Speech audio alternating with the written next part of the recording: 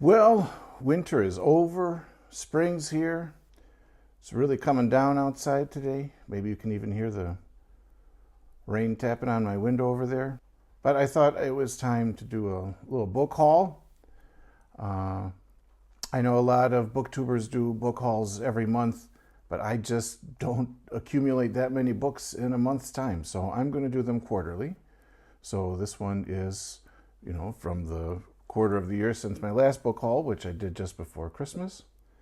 And I think I got some fun things here to share. And if you've read these things or have any thoughts on them, let me know. So let's get started. The first one is the book that I'm currently reading right now, and that is The Glass Key by Dashiell Hammett. I'm almost done with my floppy bookmark that my son made for me. It's a sort of a crime and politics and how the two come together in a corrupt government. And I think I have some plans to do something with this book and this channel someday. So stay tuned if you're a big Dashiell Hammett fan. So that was the first one I got. These are all from BookBot or KniHoBot. It's a sort of used bookstore in the Slovak Czech republics. I got this one from BookBot, The Spectral Bride. Looks like a Gothic. I mean, there's a woman standing in front of an old building with one light on in the window. Classic. Terror or romance? Legend or love? Was lovely Adelaide Fenton a simple country girl, or was she the pale shadow of another maiden who had met violent death many years before? Well, if that isn't a classic Gothic setup, I don't know what is. Formerly titled The Fetch. Okay. I've not read anything from Margaret Campbell. Stephen King on the back says that this is guaranteed to chill you. So if anyone knows about being chilled, it would be Stephen King. Now, I don't read a lot of science fiction, but I do love dinosaurs, and they had a copy of Dinosaur Beach by Keith Laumer there. Right? Keith Laumer? Yeah. And so I had to pick it up. And it's the one with the groovy cover. Kelly Frias did the cover. Unfortunately, someone has put a sticker about his address and stuff. Actually, the medical platoon is where this book originally resided. And there's a bunch of stamps on the inside from the 70s. So I'm guessing this was maybe a book in the platoon's library. So, it's well read. That's one thing I like about used books is that they've got a history to them. And you get to be a part of that. Now, this is significantly thicker than what I usually read. This is a real brick. The Girl in a Swing by Richard Adams. I am a huge lover of the book Watership Down, but I have never read any other books by that author, by Richard Adams. And so I saw this and thought I'd check it out. I know. I've done a little bit of research. This is going to be nothing like Watership Down. This is not about rabbits trying to escape poison and find a new home, not to mention also then later escape a fascist warren. So this is supposed to be, a little more titillating than Watership Down. I know it surprised people at the time. So we'll see how titillating it gets when I finally get around to it. And I also got a copy of The Book of the Dun Cow by Walter Wangerin Jr. Actually, my parents knew Walter Wangerin Jr., and my father had a copy of The Book of the Dun Cow. And when I went to visit them this summer, I said, "Dad, you still got that copy?" And he said, "Nope." He had the one with the rooster on the cover that almost looked like a medieval painting of a saint with sort of this halo around it. So this is less holy looking and more stormy. Well, maybe a little bit more Bosch in this one than illuminated manuscript, with the snakes and eggs and symbolism and stuff. Anyway, this is something I've been curious about for a long time, kind of a fairy tale. I know it's part of a series, but maybe I'll just read the first one. The Book of the Dun Cow belongs on the shelf with Animal Farm, Watership Down, and The Lord of the Rings. Well, that's some high praise, LA Times. So we shall see. And you know, I am a fan of Westerns, and this is called the Gothic Western, and I've been thinking about this book ever since it was profiled on Biblioclept, a post-modern and post-postmodern literature blog that I am fond of perusing. And he talked about this one a lot for a while. It's supposed to be very strange. I unfortunately spoiled myself of the end of it by reading the Wikipedia article. I went too far on the article and spoiled. So what my plan is that when I forget what I read on the Wikipedia article, that's when I'm finally going to read it. So how will you calculate that, Benjamin? I don't know. All right.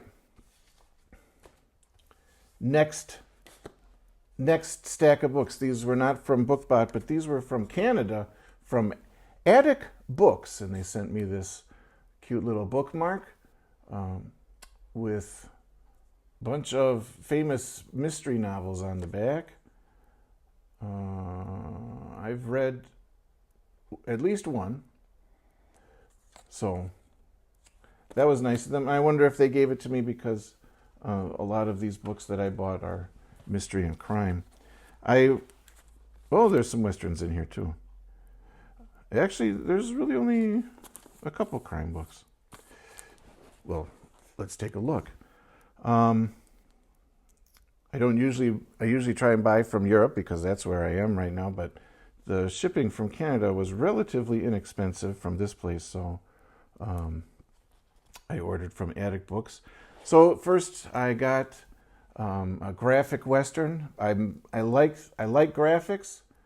I've read many and I've only been disappointed by 2, so that's pretty good. 2 out of like 12, you know. You mean 1 out of 6? Yeah. So that's pretty good ratio. And I love Louis B. Patton. I think he is a great Western writer. So I couldn't pass this up. Both graphic and Patton. Gun proud. Back off or eat my lead. Now that's a threat. That's what Longmire snarled at the gunman's Swan, and the challenge exploded into sudden death. Well, okay, spoiler alert. I guess Longmire or Swan meets their end suddenly. So that's from there. And another graphic. This one's in a bag, so let me take it out of the bag here. Call Me Killer by Harry Whittington. Homicide detective Barney Manton had a simple theory about catching murderers. Just beat, torture, and hound your suspect until his life becomes completely unbearable.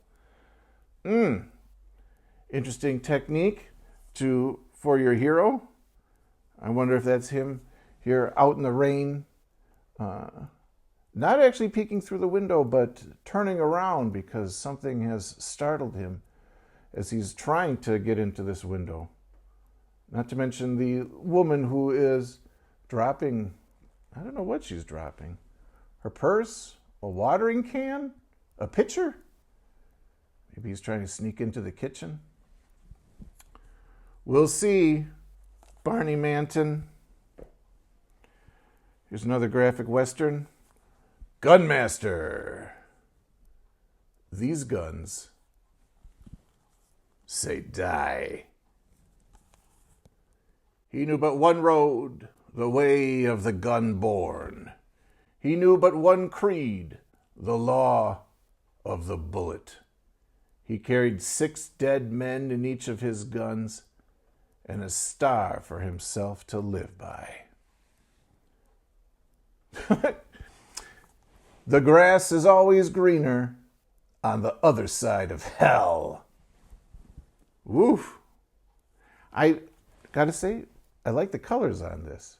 It's almost, this underlit, probably impossible unless the prairie there is on fire. But I'm digging the art here. And on the back, there's kind of a groovy, knocking over the poker table moment there. So, Gunmaster by Ford Pendleton. Not read any Pendleton yet, so this will be my inaugural Pendleton. And here is an ace double. Okay, on this side, I'm looking at these now and I'm thinking, why did I buy these? Maybe I wanted some steamy jungle adventure. Golden Temptress by Charles Grayson. The Broken Gate, that was its original title. And here we see Maugham at his best would have been proud of this. That is, whenever they compare pulp to, literature, then I'm always wondering, who are they actually selling this book to? Well, anyway, this is the abridged edition, which always irritates me. Maybe I didn't notice that when I was buying it. But maybe when I read it, I will be pleased that it's abridged. And on the other side is Tong King by Dan Cushman, an Ace original by Dan Cushman. And we can see, looks like some more fighting in a tropical place. Lady's pulling out a tiny blade out of her garter. Steamy and dangerous. Tong King. Dan Cushman, I only read one book of his so far, and it was competent, but I think he was trying to be comedic, and it just didn't work for me. But apparently I thought I'd give him another try, because then I also bought this Fawcett Gold Medal Naked Ebony. The package. Cherry called it when she hired Jungle-wise Jim Crawford to deliver it to the village up the Congo. A package of hell, it turned out to be. There's a lot of hell on these descriptions here for these books. What's up, Canada? You got all these damned book descriptions? A package of hell it turned out to be for both of them as they journeyed through the deadly, enervating heat of the steaming forests. Now, I know I got this one because I wanted to read some jungle adventures. So that's I probably saw this, and I saw this, and it probably was cheap. I bought them quite a while ago, so I don't remember all of my thinking, but I probably just wanted some rip-roaring jungle adventures, so hoping that Tong King and Naked Ebony and Dan Cushman pull through.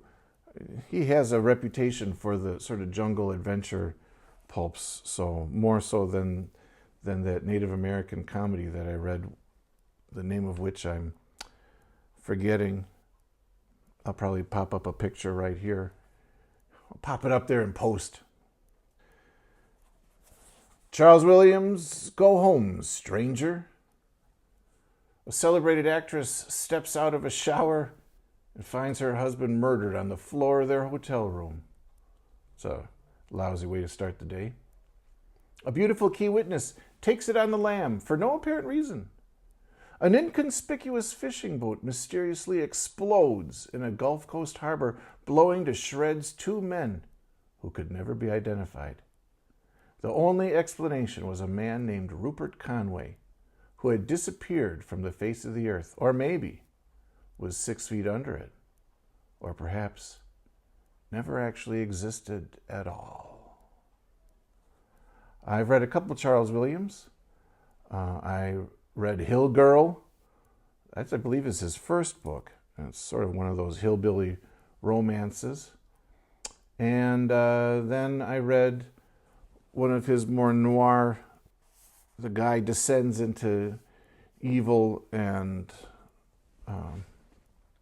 what was it, the Hot Spot, I think it was. I'm not real fond of those where you just watch the hero's descent into, their descent into sin and evil and wickedness, and they just keep making bad decision after bad decision. It gets depressing after a while. I don't mind a descent, but I do want to have a bit of a ascent afterwards. So I didn't care for that. So we'll see if Go Home Stranger has a descent and ascent, or is just some thrills. All right, now this last one from Canada. I saw this one on the Paperback Warriors website when I was looking up stuff about Daykeen. The Brimstone Bed. And I saw this cover and I thought, I just got to get that. So I looked it up and I did. And I found it. 1, Swamp Noir. And you know I love some Swamp Noir. 2, it's got that girl skinny dipping on the swamp.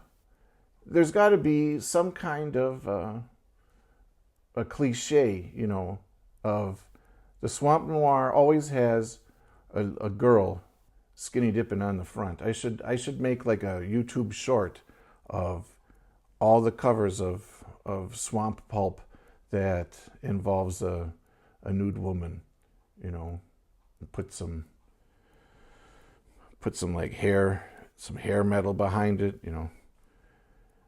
Naked woman of the swamp, something like that. Anyway, perfect for framing. I bet you, since this is a Daykeen book, the framing is a double meaning for the framing. If you've read Daykeen, he loves to have his hero framed and then at the beginning of the book and then spend the rest of the book trying to clear his name. And yeah, it's a cliche, but doggone it, he hooks me every time. Day, how do you do it? How do you do it? I confess that I have spent more on this book than I normally would on a paperback, normally feel comfortable with. Actually, I spent about 3 times as much as I normally feel comfortable with buying a paperback. It's not an exorbitant amount of money. I usually go for the cheap things. But just made me think of sometimes you go onto eBay or you go into a bookstore or wherever it is onto a website or however you go shopping for your books, and suddenly you see this book that's intriguing and it's $200. Now this was nowhere near $200, but I thought, does someone even read it when they have a book that they spent $200 on, or do they spend their whole time worried about cracking the spine? And then all of a sudden now it's like when you drive a car off the lot and it immediately starts depreciating in value. So I'm not ever going to go that high, but I felt like, are you buying this? Obviously I'm buying it because I want to read it. And this was actually the cheapest copy of the book that I could find, the most reasonably priced. But I thought, oh, does this make me not just a reader, but also a collector? Have I become that guy who is like accumulating for the sake of accumulating and not necessarily for reading? Hope not. I mean, I'm going to read this. It's Swamp Noir, so I got to read it. I just finished reading A Woman for Henry, which was some great swamp stuff. Also with a woman skinny dipping on the cover. So don't worry. This isn't going to be bagged and put on a shelf. I'm going to crack open this sucker and read the snot out of it. Then I decided that, I like to get the vintage ones, but there are a number of really decent companies that are trying to take some of these vintage stories and make them available for today's readers. Some of these books you can't find them for a reasonable price, or can't find them at all, and so these guys have made them available. So I bought some of these reprints. I got one by Stark House, and one by Wildside, and two by Armchair Fiction. So we'll start with the armchairs. A Dame Called Murder. This one's by Milton Ozaki. I did a video on him a while back. Fascinating guy. And I love reading his stuff, and I have run out. I've read all of my Ozaki, so I thought, well, I got to get some more Ozaki so I can dig into his wild and woolly prose. A Grisly Murder by a Sex Fiend. Join veteran whodunit author Milton Ozaki for one of his finest novels. A Dame Called Murder is a gritty, hard-boiled, and often sleazy tale of murder, mystery, and mayhem. Well, my three favorite M's. So, thank you, Armchair Fiction, that you're going to help me out with my Ozaki fix. This playful kitten was marked for death. Was it this playful kitten? Because she looks like she's the one who's going to be doing the deathing with a gun there. Here's the other Armchair Fiction. Look at this. Skinny dipping lady. Tropical foliage. So maybe it is naked lady in a swamp. Or maybe she's just naked lady in Florida. Although there are swamps in Florida. Run if you can. But you can see there's two complete novels. I don't know anything about Owen Dudley or Run If You Can, aside from naked lady swimming in a tropical area.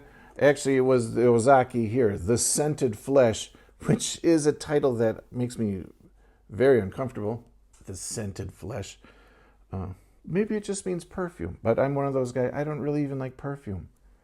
If I could choose how my significant other smelled, she would smell like nothing. Anyway, The Scented Flesh for more Ozaki. It's two novels, but it is not do-si-do like my do-si-do from before, Tong King and The Golden Temptress, where it's, one way, you read the book this way, and then when you get done, you flip it over and you read the book that way. So this is not a do-si-do. I'm sure that it originally was, or when before Armchair Fiction got their hands on it, but they just have it regular style. Now, if you watched my Ozaki video, you know that one of his pseudonyms was Robert O. Saber. So this is another Ozaki book. This one is by Wildside. Too Young to Die. Too Young to Die was Tina Rogers. Too young, too fair, too girlishly appealing. But she was also too young to be mixed up in the rackets. Tina, what have you done? What will you do, Tina? So, got that to look forward to. I've got plenty of, look at this, part 2. Hymn to Hell. I just got hell all over the place. And look at this. The Squeeze by Gil Brewer. And The Girl Screamed. So this is another 2 books. This one is put out by Stark House. If you are, like me, a fan of the book Graveyard, you saw when they reviewed this book, and Nick was very pro the squeeze, and he had gotten an advanced copy from Starkhouse to plug the book. And look, Starkhouse, it worked. Nick plugged the book, and I went out and used my hard-earned cash, well, I used the bank card, to buy my own copy so I can get squeezed too. So, nice job. Good huckstering, Nick. And finally, this is not vintage at all, but it's got a vintage feel. And I finally got my copy of Weird Frequencies, written by all the cool, groovy booktubers who are out there. And I got a bookmark in there, but I haven't dived into it yet. But I'm loving that it's the old size. You know, not the big new style like they like to do, but you know, it matches the olden days. I know they say it's going extinct, but I'm gonna hang on to this format for as long as I can. Mind-bending, exciting, disturbing! 13 stories in the classic pulp tradition that will take you from the edge of the universe to the terrifying void beyond. Well, if anyone's going to take me into a terrifying void, it's going to be my fellow booktubers.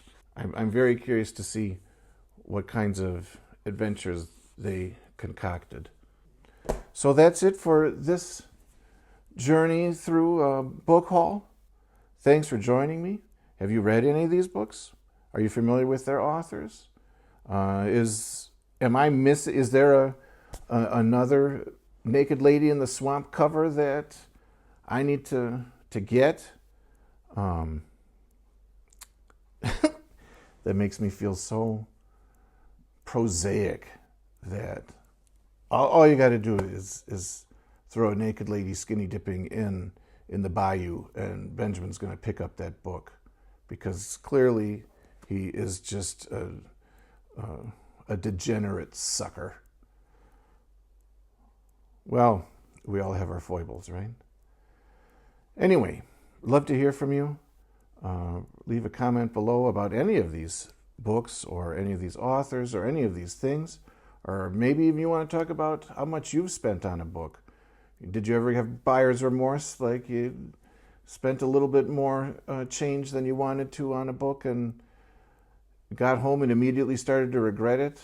Or got home and read the book and like, that was not worth the money that I paid for it, and I don't think I'll ever be able to sell it for what I paid for it?